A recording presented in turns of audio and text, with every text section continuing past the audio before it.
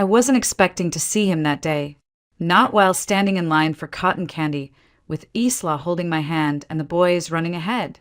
But there he was, Julian Mercer, standing by the entrance gate of the amusement park, dressed in his usual navy blazer, that same confident tilt to his chin. And for a moment the air left my lungs. He didn't see me at first. His eyes were scanning the crowd, probably looking for someone important. But then he froze. His gaze locked onto the three kids, and then onto me. Something in his posture shifted, like the ground beneath him had cracked wide open. He took one hesitant step forward. That's when I pulled my children closer to me, instinctively. "Mom, can I have the rainbow one?" Isla tugged on my sleeve, pointing at the spinning cotton candy machine, her little voice cutting through the rising hum in my ears. I couldn't speak. I just nodded. Because Julian, my ex, the man who ran when I told him I was pregnant, was 10 steps away, staring at the children he never knew existed. He had no idea. Not about Isla, not about the boys. And definitely not that I was the woman I had become without him. That was the moment everything I had buried for the last 6 years rose to the surface. Anger, betrayal, fear, and something else. Something steadier. I looked into Isla's face and realized I wasn't the same woman he left behind. But to understand how we got here, to a quiet Saturday at a theme park turned upside down by a ghost from my past, you'd have to go back to the beginning. Back to the night when everything changed. It was past midnight, and I was sitting on the windowsill of our small apartment in Santa Barbara, knees pulled up to my chest, watching the city lights blur behind a thin veil of tears. My sister, Elise, had just come home from her office holiday party, heels in hand and perfume still lingering in the air. She stopped when she saw me, backlit by the glow outside. "Sophie, you okay?" she asked softly, stepping closer. I turned to her, and even in the dim light, she could see the trails on my cheeks. Her face changed. Concern replaced the after-party glow. "I'm pregnant," I said. My voice didn't shake, but hers did. "What? Does Julian know?" I nodded. "He does, and he suggested I take care of it. He's leaving for a placement in San Francisco. Says it's a once-in-a-lifetime opportunity." Elise sank down beside me, speechless. God, he's such a coward. I didn't argue, because that night, when Julian walked away from me, he also walked away from something he didn't even know was going to be 3 someones. Julian Mercer wasn't the kind of man who vanished easily from memory. He was all charm and brilliance, the kind of tech entrepreneur who could talk about AI ethics and the poetry of Rilke in the same breath. We met at a charity gala for pediatric oncology patients of all places. I was hired to do the floral installations, twisting cherry blossom branches into archways, suspending orchids from glass baubles above the banquet tables. My hands were sticky with flower sap, and my hair was tied up in a loose braid when he walked over, struggling to fix the projector for his keynote. "Didn't expect floristry to require such geometry," he said, watching me calculate the angle of a cascading vine like it was a math equation. "And I didn't expect a tech guy to notice anything outside his screen," I replied without looking up. He laughed, and I remember thinking he has a kind laugh. Not loud, just warm. We talked more later, after the speeches and applause, when the room had thinned out and I was boxing up centerpieces. He offered to walk me to my car.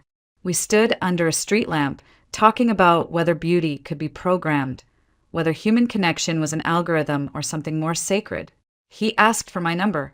A week later, he took me to a Japanese restaurant tucked into a quiet corner of State Street. We sat until they turned off the music and started wiping down tables. And even then, we didn't want to leave. For the next 3 months, it was all magic. Mornings with coffee on the terrace, lazy afternoons with playlists and paintbrushes, nights filled with whispered dreams. He told me about his company's HQ in San Francisco and how they were expanding. "One day, we'll work from a beach house in Carmel," he'd say. 2 golden retrievers, a vegetable garden, and you arranging wildflowers in the kitchen window. I almost believed him.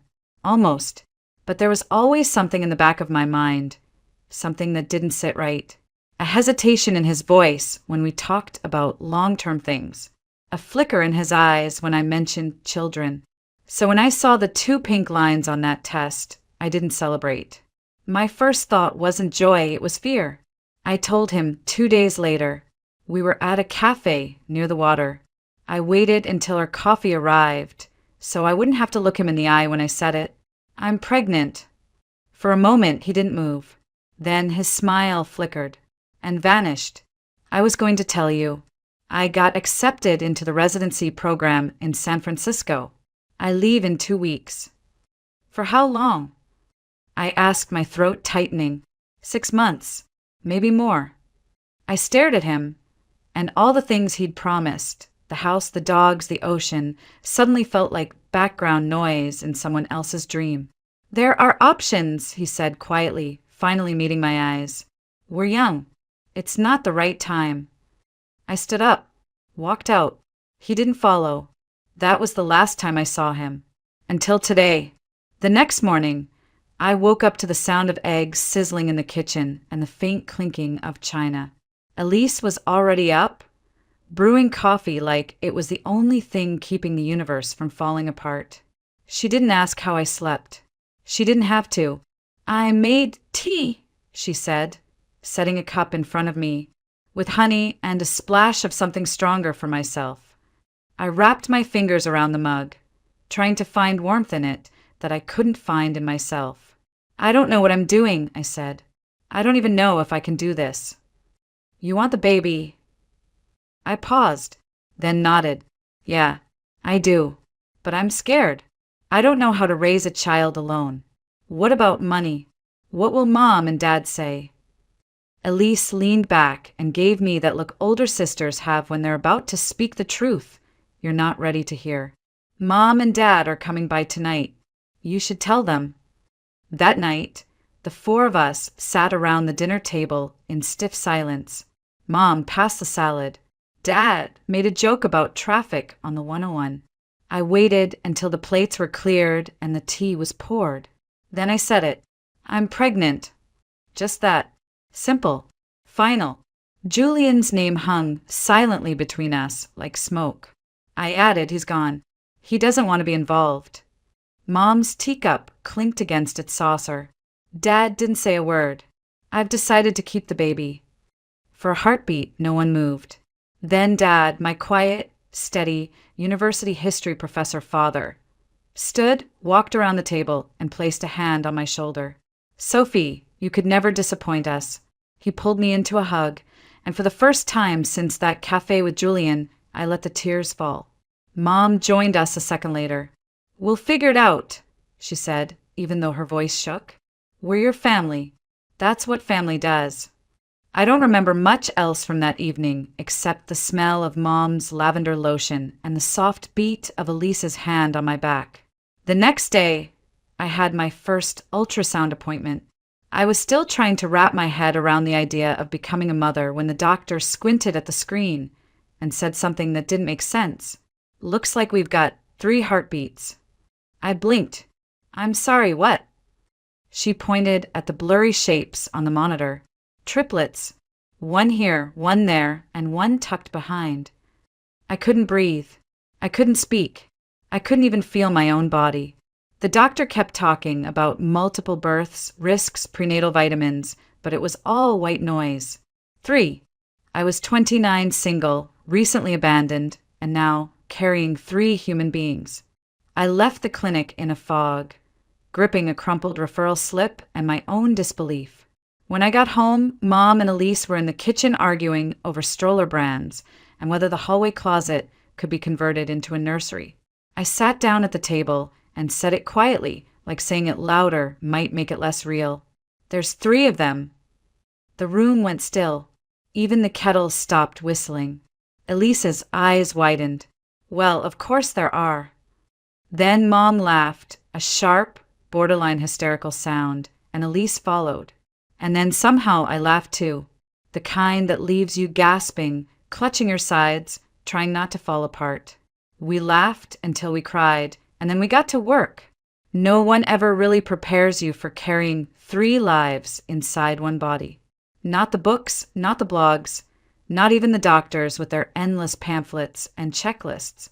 By the end of the first trimester, I was already waking up nauseated, sore, and strangely hollow, like my body belonged to someone else now. The smells at the flower shop, which used to calm me, now turned my stomach inside out. Roses? Vomit. Lilies? Headache. The one thing that didn't make me queasy was ginger cookies, and I carried a stash in every bag I owned. Maybe you should go on maternity leave early, Tatiana, the owner of the shop, suggested after watching me make 3 sprints to the restroom in one morning. And live on what? I smiled, wiping my face with a cool cloth. I need to earn as much as I can before the babies arrive. That same day, my coworker Lyra slid a mug of mint tea toward me and set a cookie next to it. My sister had triplets, she said. They're 7 now, tiny tornadoes. But she says it was the best thing that ever happened to her. She didn't say it with pity, just quiet understanding. And in that moment, it meant more than any parenting podcast ever could. At home, we were becoming a unit. Dad started drawing up spreadsheets, diaper costs formula, bulk discounts on wipes. He suggested we invest in a bigger washing machine and reusable cloth diapers. Elise found a second-hand triple stroller on Craigslist that looked like a lunar rover. We turned my old wardrobe closet into a nursery, painted it yellow, bought 1 crib, then another, then a third from a clearance sale. Every movement hurt by the time I reached 30 weeks. My ribs felt like they were cracking. My ankles disappeared. I couldn't walk a block without gasping for air. I didn't know pregnancy could feel like a battlefield, I told Elise one night. That's because no one talks about this part, she replied, massaging my swollen feet. And then, one cold February morning, I felt sharp pain. Then another. I was only 32 weeks along. The next few hours blurred into fluorescent lights and urgent voices. I remember holding Mom's hand in the hospital hallway, trying not to cry as they wheeled me into the OR for a C-section. The room was cold, the beeping machines too loud. And then came the surgeon's voice. Baby boy, 1 pound, 15 ounces. A pause. Second boy, 2 pounds even. And then little girl, 1 pound, 14. I didn't get to hold them right away. I didn't even see their faces. Just the briefest glimpse of 3 tiny bundles whisked away into the NICU, wrapped in plastic and light. It wasn't silence that followed, it was a hum. Machines, breathing tubes, monitors. Life, barely there, but fighting. 3 children. So fragile, so real. I couldn't move. I couldn't speak. But as I lay there, stitched and shaking, one thought echoed louder than all the rest. They're here, and I have to become someone strong enough to deserve them. The days that followed were a blur of antiseptic and exhaustion. I wasn't allowed to hold them for the first few days. Just sit by their incubators, whisper their names, and press my fingertips against the glass. Finn had a tube down his throat. Theo's lungs kept collapsing. Isla's heartbeat fluttered like a nervous bird on every monitor. I remember asking the nurse, "Are they going to be okay?" She didn't lie. She didn't promise. She just said they're fighters, just like their mom. By day 5, I was allowed to do skin to skin, 1 baby at a time. Isla first. She weighed less than a bag of sugar. Her skin was translucent. Her hair, a faint auburn fuzz, smelled like cotton and something holy. I cried for 20 minutes straight, holding her. Then came Finn, then Theo. 3 times the love, 3 times the fear. I was discharged 2 weeks before they were. Going home without them felt wrong, like I'd left my lungs in that NICU ward. Every day, I bussed back and forth between the hospital and our apartment. Elise adjusted her work hours to cover nights. Mom packed meals in labeled containers. Dad quietly deposited every spare dollar into a fund labeled the Chaos Fund on the fridge. And still, the money bled out faster than it came in. Formula, diapers, Doctor visits. The triple stroller needed a car it could actually fit into, and we didn't have one. The rent didn't stop just because life had become a war zone. I have to work, I told Elise one night, rocking Finn in the crook of my elbow while Isla whimpered against my shoulder. You're already doing the hardest job in the world. I need to do more. So I started small. When the babies finally slept, if they slept, I opened my laptop and edited promotional videos for local businesses. Just short clips for hair salons, restaurants, the occasional yoga class. $50 here, $100 there. It added up. Barely. Then a lifeline. Tatiana, my old boss at the flower shop, reached out. I know you can't come in, but what if you helped run our Instagram? Photos, posts, maybe stories. I said yes. With one hand, I fed Theo. With the other, I wrote captions about tulip symbolism and daisy bouquets. I staged little photo shoots on the dining table with whatever flowers Tatiana sent over once a week. I used free editing apps and natural light. I poured everything I had into those images: color, peace, quiet joy. The account grew, and so did I. By the time the babies turned 6 months, I had managed to land 2 more social media clients. Small businesses run by women like me, who knew what it meant to juggle chaos with grace. And then the smiles came. Finn grinned first, sudden and gummy. Theo followed a day later. Isla, ever the dramatic one, waited until we were all exhausted and then beamed at me like the sun itself. That night, I cried into my pillow not because I was afraid, but because I finally wasn't. We were still broke, still tired, still constantly covered in something sticky or sour. But I was starting to believe we were going to be okay. It was a crisp Saturday afternoon when the world tilted again. The kind of California day where the breeze is soft, the sun lazy, and the whole city feels like it's breathing just a little slower. We were at the park, our usual one near the botanical gardens. The kids were 5 now, bold, messy, endlessly curious. Finn had found a pile of crunchy leaves and was launching them into the air like a snowstorm. Theo, as always, was collecting. He had a strict classification system. Yellow goes in one pile, red in another. Isla, my wild heart, was twirling beneath the trees, arms wide like she was dancing with ghosts. I remember thinking, this is the good stuff. This quiet, this chaos, this life. Then I saw her. At first, just the silhouette. Tall, elegant, spine straight as a dancer's. Cream-colored cashmere coat, matching leather gloves. She moved like someone who belonged in museums, not playgrounds. Something about her struck me. A tug in my gut I didn't understand until I saw her face fully. Vivian Mercer, Julian's mother. The last time I'd seen her, I was 23, barefoot in her manicured garden, covered in mud and blood from a bird I'd tried to save. Julian wasn't home, but she'd invited me in. She cleaned my hands, gave me a dress from her boutique's spring collection, and said with a smile, "You're not like the others he's brought home." It was a strange moment, warm, quiet, out of place in the whirlwind that came after. I never saw her again, until now. Her eyes found mine. She hesitated, just a flicker, and then walked toward me with a kind of grace only money and grief can teach. Behind me, I heard Isla shriek. A moment later, Finn called out, "Mom!" Isla fell. I turned and saw her at the bottom of a low slope, clutching her knee, blood trickling down her shin. Time slowed. Everything inside me surged toward her. But before I could reach her, Vivian was already kneeling beside Isla, calm as ever. "It's okay, sweetheart," she said gently. "Grandma's got something for that." Grandma. The word made me freeze mid-step. Vivian opened her designer handbag like it was a medical kit. She pulled out wipes, antiseptic spray, and a Band-Aid with cartoon flowers on it. Isla whimpered, flinched, but let the stranger touch her. Finn stood nearby, fists clenched, watching every move. Theo had his hands over his ears, overwhelmed by the sound of Isla's crying. "You always carry a first aid kit?" I asked, my voice tighter than I meant it to be. Old habit. You never know what a day will bring, she said without looking up. She sprayed, wiped, covered, and then only then stood. You're Sophie, she said.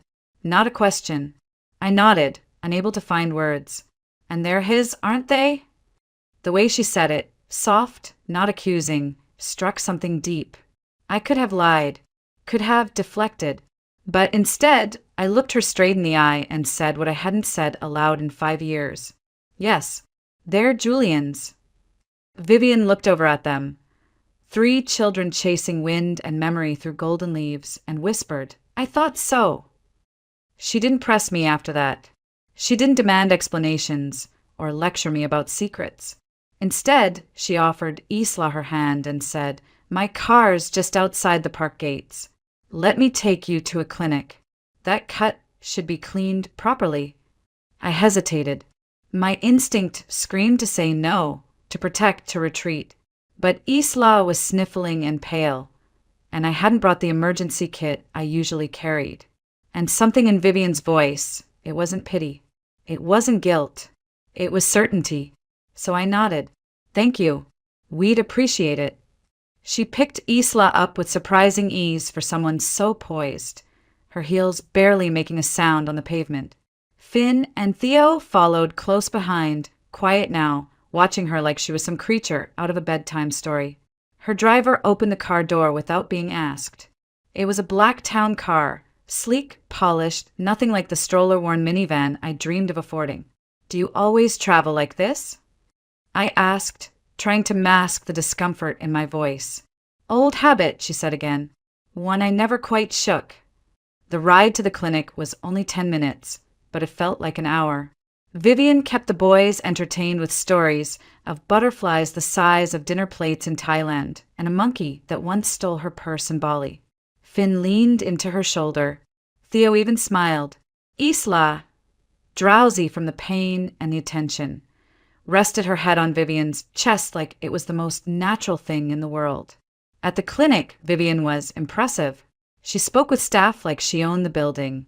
Not arrogantly, just with that rare confidence that comes from always being listened to. Within minutes, Isla was being examined by a soft-voiced doctor who assured me it was a superficial cut. No stitches, just cleaning and a prescription ointment. While we waited, Vivian somehow produced coloring books and crayons from her bag for the boys. They drew quietly in the corner. Theo sketching a lopsided dinosaur, Finn focused on a race car. I watched her, and it struck me she wasn't guessing. She knew. She saw Julian in their faces, in their hands, in the way Theo furrowed his brow when he concentrated, just like his father had. When we left the clinic, she made one more stop, an upscale pharmacy. She returned with a discreet bag of medications and 2 more bags from a nearby toy shop. This isn't necessary, I said, trying to keep my voice steady. It's not for you, she replied gently, handing the bags to the boys. It's for them. I should have stopped her, should have drawn a line.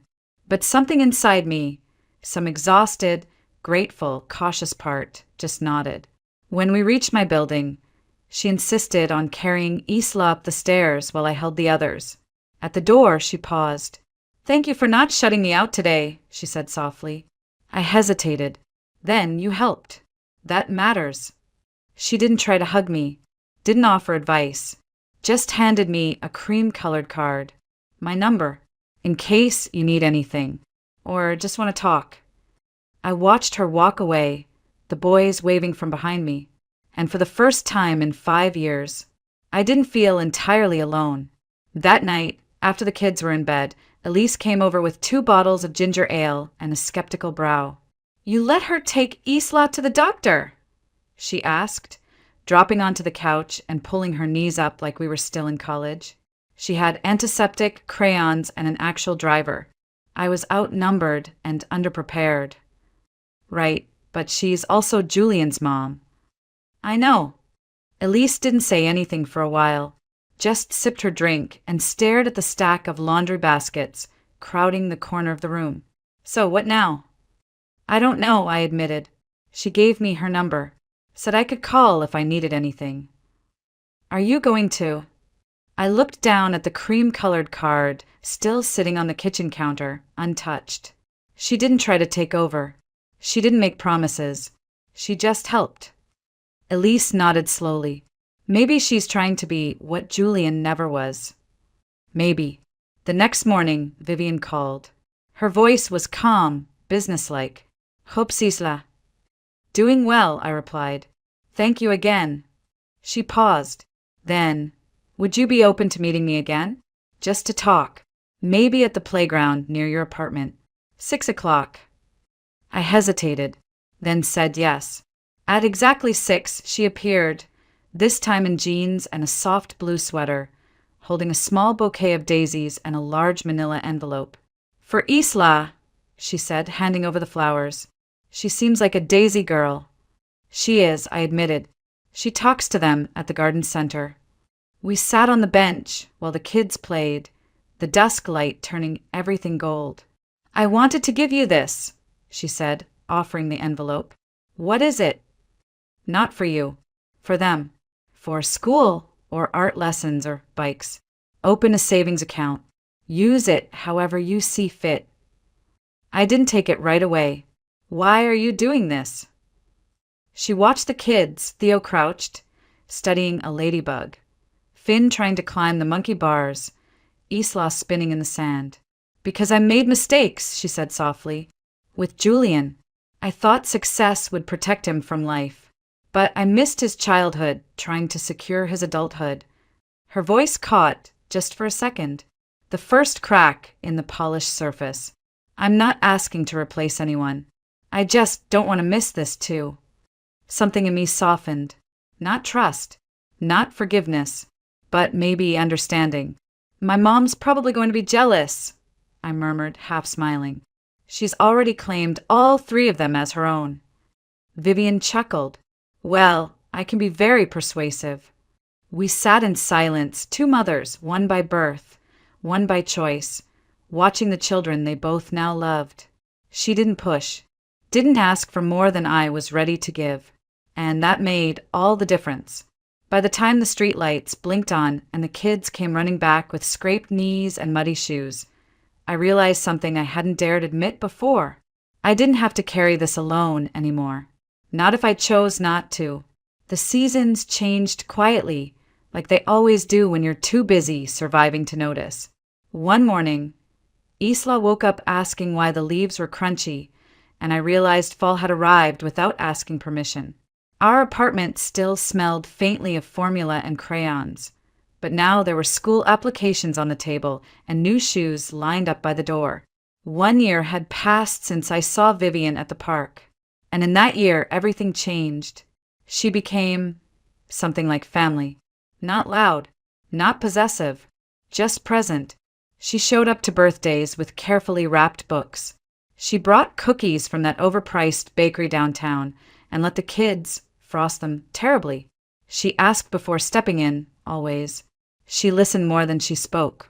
And slowly, she carved out a place in our lives without force. Then one afternoon, she invited me to her office. No kids, just us.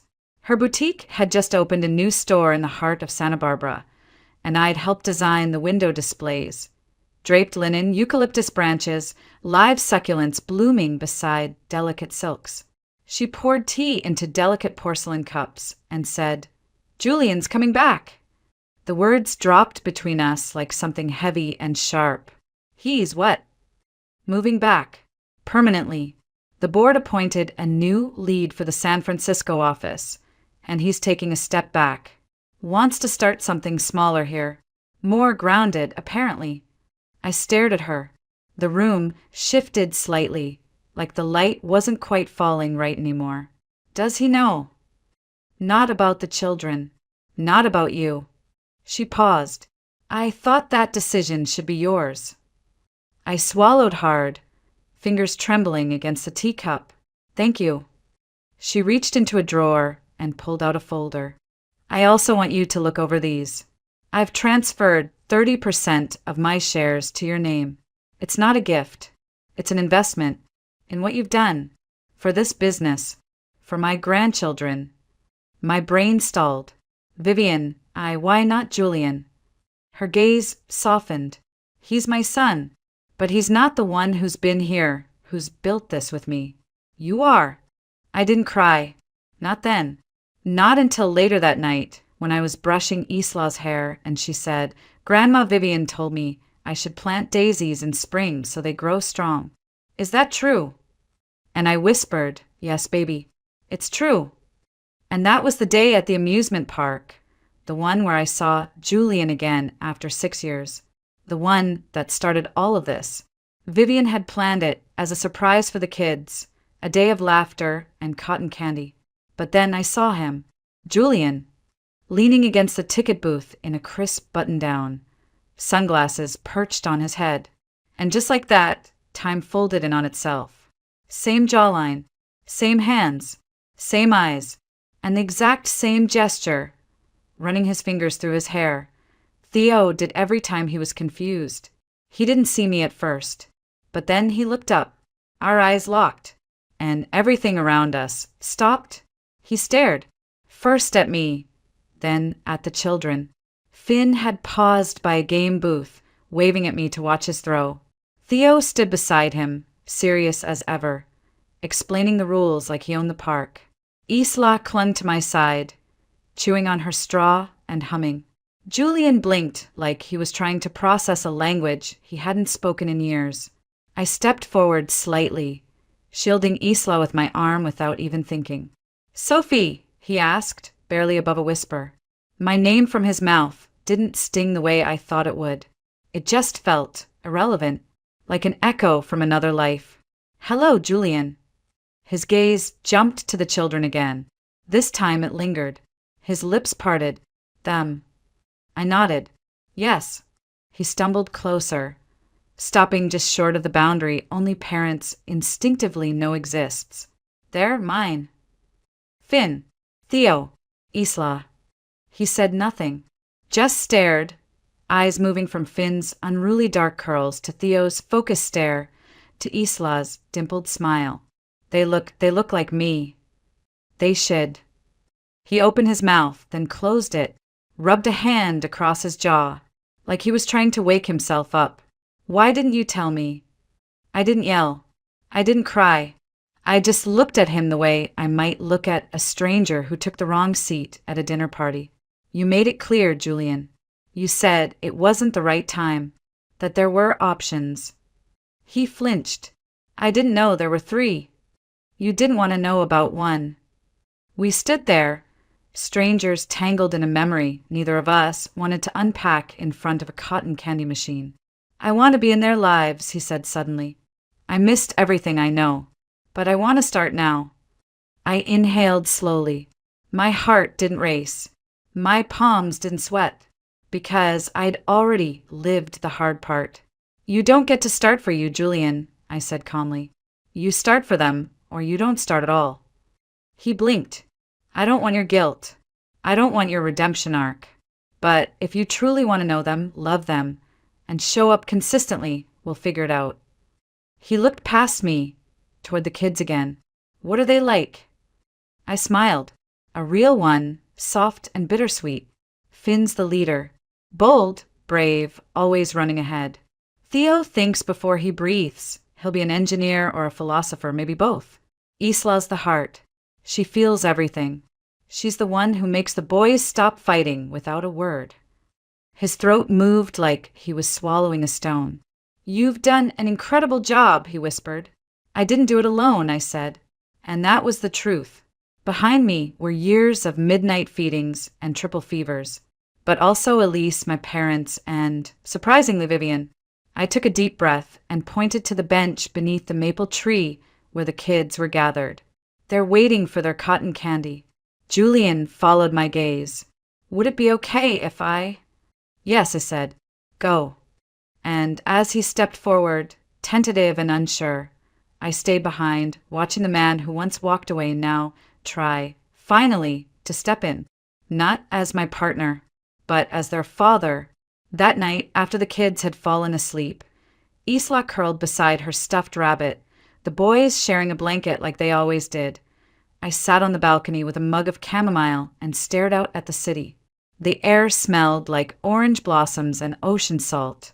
Familiar, comforting, and yet everything felt unsettled. Elise called just after 10. So, how did it go? I told her. Everything. The moment Julian saw them. The silence. The questions. The way he looked at them like the truth was too big to swallow all at once. You okay? She asked. I nodded, even though she couldn't see it. Yeah, I think so. There was a long pause before she said, Do you trust him? I don't know, but I trust me. And that felt like the most important part. Julian didn't get to come back and press rewind. He didn't get to erase the nights I rocked, crying babies while nursing cracked skin and wondering if I'd ruined all our lives. But he could start now if he was ready to do the work. If he was willing to stay when it wasn't convenient. If he could put their needs before his guilt. And me? I wasn't the girl he left behind. I was a woman who'd rebuilt her life out of baby socks, grocery receipts, and soft, unbreakable hope. A woman who now ran the most profitable boutique in downtown Santa Barbara, who balanced invoices with diaper changes and business calls with PDA meetings. And I wasn't doing it alone. Vivian kept showing up, not with fanfare, but with constancy. A bouquet of sunflowers on hard days. Surprise pickups from daycare when a meeting ran long. Quiet advice in a quiet voice. She never tried to replace my mother. She never asked for credit. She just loved them, in her own way. And I realized something I hadn't let myself believe for a long time. Not all good things come from the right people. Sometimes they come from the ones you least expect. So when people ask me now, was it right to let her in but not him? I never answer quickly, because the truth is layered. Vivian didn't abandon me when I was bleeding in the street. Julian did, but she also didn't have to come back. And she did. The kids don't ask for details. They don't ask why their dad only appeared when they were 5, or why their grandma looks at me like she's memorizing. They just live, loudly, honestly, with so much joy it breaks and heals me every single day. Would I have done it differently? No, because every cracked piece of this life came together to build something unshakable. We were never whole in the traditional sense, but somehow we became complete. And that is more than I ever thought we'd have.